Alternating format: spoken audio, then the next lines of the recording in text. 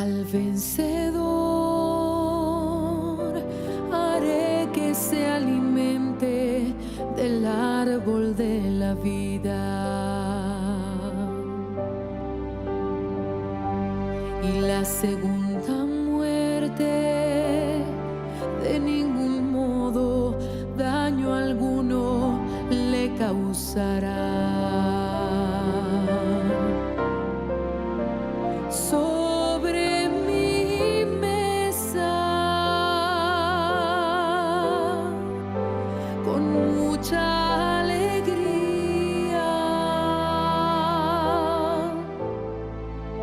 le serviré del precioso y escondido maná.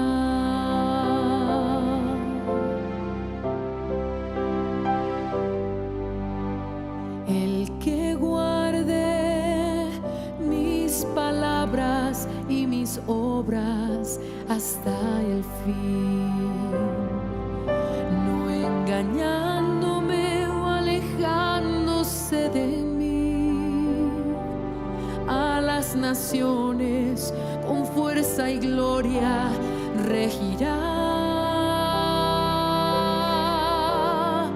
Al vencedor con vestiduras blancas de las más finas vestiré, y su nombre jamás olvidaré. Delante del Padre y de los ángeles lo confesaré.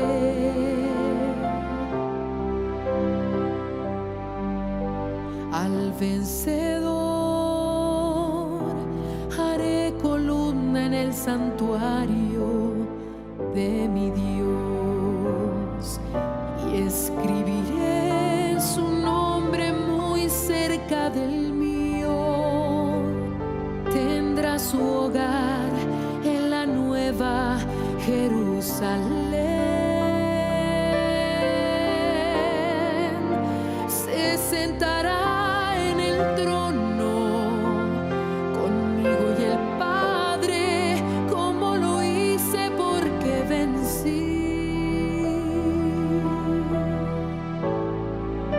El que tiene oídos oiga lo que el Espíritu dice.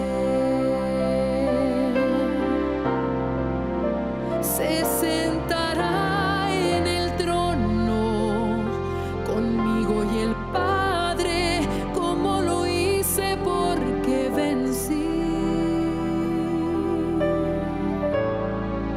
El que tiene oídos oiga lo que el Espíritu